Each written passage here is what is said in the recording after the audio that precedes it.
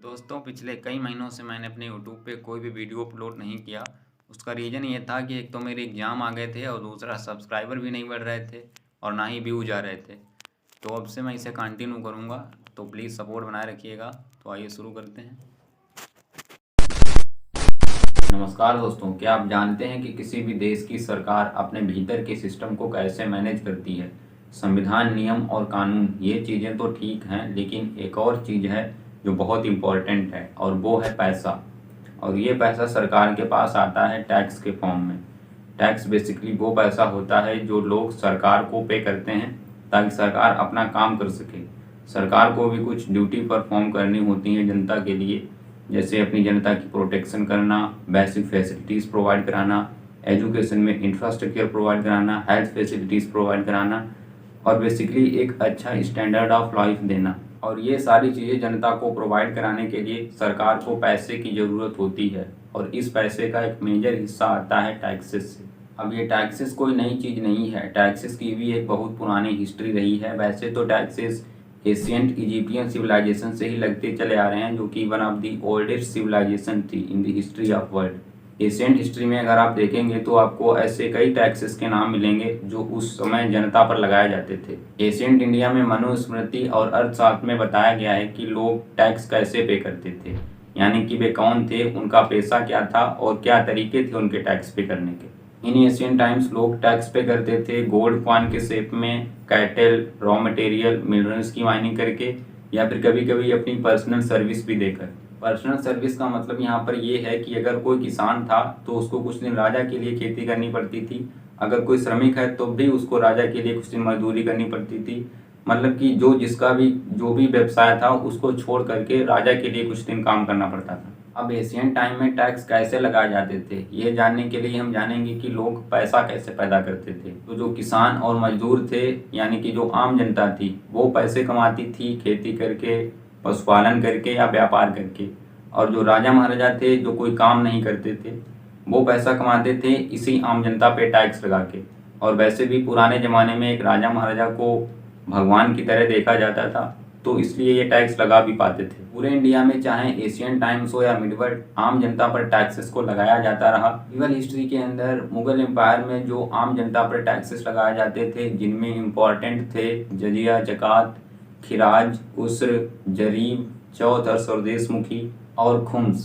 तो ये तो थी एक टैक्सेस की ब्रीफ हिस्ट्री, लेकिन सवाल ये है कि आज हम टैक्स क्यों पे करते हैं जबकि आज कोई राजा महाराजा भी नहीं है। We are living in the democracy. Asian time में आप टैक्स पे करके एक्सपेक्ट करते एक राजा महाराजा के प्रॉफिट के लिए, जबकि आज जो टैक्स देते हैं वो अपने खुद के बेनिफिट के लिए देते हैं। जो पैसा आप टैक्स के फॉर्म में देते हैं वो सरकार के पास जाता है और सरकार हमारे लिए transportation, health facilities, drinking water, अच्छे स्कूल और इस तरह की सारी चीज़ें हमें प्रोवाइड कराती है। और एक चीज़ बड़ी इंटरेस्टिंग है जो हर साल डिबेट और डिस्कशन का मुद्दा बन जाती है, और वो है इनकम टैक्स। इनकम टैक्स वैसे हर किसी पे नहीं लगता। इसकी एक सरकार द्वारा रेट डिसाइड कर दी जाती है कि आपकी कितनी एनुअल इनकम होने पे आपको कितना % टैक्स देना पड़ेगा। जैसे कि एनुअल ईयर 2022-23 के लिए, जो कि अभी से डिसाइड कर दिया गया है, अगर आप 2.5 लाख रुपए तक कमाते हैं एनुअली तो आप पे 0% टैक्स लिया जाएगा, यानी कि एक भी रुपया टैक्स नहीं लिया जाएगा। अगर आप 2.5 लाख से ज़्यादा और 5 लाख से कम के बीच में हैं तो आप पे 5% का टैक्स लिया जाएगा। अगर आप 5 लाख से ज़्यादा और 10 लाख से कम हैं तो 10% का। और ऐसे ही आपकी इनकम जैसे जैसे बढ़ती जाती है आप पे टैक्स भी वैसे वैसे ही बढ़ते जाते हैं। इसलिए कुछ लोग होते हैं जो अपनी सैलरी को एक्सपोज नहीं करते, बताते नहीं हैं कि मेरी सैलरी कितनी है, यानी। और कुछ लोग ऐसे भी होते हैं जो अपनी इनकम को छुपाने का प्रयास करते रहते हैं ताकि उनको सरकार को टैक्स ना देना पड़े, और इसी को कहते हैं टैक्स चोरी, जो कि धीरे धीरे ब्लैक मनी में कन्वर्ट हो जाती है। वैसे ब्लैक मनी कहते ही उस पैसे को हैं जिस पैसे पे हमने टैक्स नहीं दिया, वही ब्लैक मनी होती है। ब्लैक मनी कोई काली मनी नहीं होती है जो आपको काले काले नोट मिलेंगे।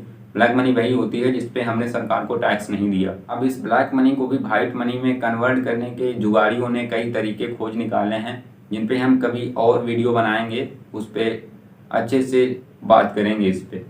लेकिन दोस्तों, क्या आपको पता है कि कुछ ऐसे भी देश हैं जो अपने नागरिकों से इनकम टैक्स नहीं लेते हैं? बहामस, यूएई और ओमान, ये ऐसे देश हैं कि यहाँ की सरकार अपने नागरिकों से इनकम टैक्स चार्ज नहीं करती है।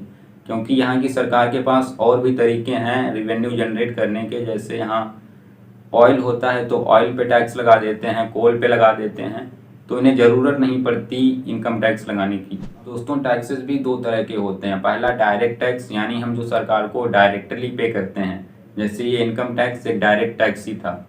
और दूसरा indirect tax. Indirect tax goods और सर्विस पे लगाया जाता है। जुलाई 2017 से पहले इनडायरेक्ट टैक्स की एक लंबी लिस्ट हुआ करती थी, जिसमें sales tax, value added tax, service tax, excise tax, custom duty tax, इस तरह के टैक्स हुआ करते थे। लेकिन 1 जुलाई 2017 के बाद इसे जीएसटी के थ्रू रिप्लेस कर दिया गया और यहाँ पर एक वन नेशन वन टैक्स का जो आइडिया है वो फॉलो करा गया। अब आखिर आपने टैक्सेस के फॉर्म में जो सरकार को पैसा दिया है, लेकिन अब आपको पता कैसे चलेगा कि सरकार आपका पैसा सही जगह यूज कर रही है या नहीं? तो इसके लिए सरकार एक बजट तैयार करती है, जिसमें वो कहाँ कितना पैसा स्पेंड करेगी ये सारी चीज़ें उसमें मेंशन होती हैं। जैसे agriculture sector, health sector, infrastructure, education और नई नई तरह की जो सरकार स्कीम लाती है, और जो सरकार ने विदेशों से लोन रखा है, यानी कि जो इंटरेस्ट भारत सरकार पे है वो भी चुकाती है। टैक्स पे करना एक सिविक ड्यूटी समझी जाती है, क्योंकि कोई भी सरकार रेवेन्यू से ही चल सकती है, बगैर रेवेन्यू के सरकार ही नहीं चल सकती। तो इस वीडियो में इतना ही, मिलते हैं किसी अगले वीडियो में। एक मिनट, आप सबसे गुजारिश है कि आप मेरे चैनल को सब्सक्राइब कर लें, और वीडियो पसंद आया हो तो उससे लाइक करें, और कमेंट बॉक्स में हमें ज़रूर लिख करके बताएं कि आपको कौन कौन से टॉपिक्स में इंटरेस्ट है, जिस पे मैं वीडियो बना सकूं। नहीं, मुझे मजाक नहीं उड़वाना अपनी चीज का, मैं नहीं बताऊंगा।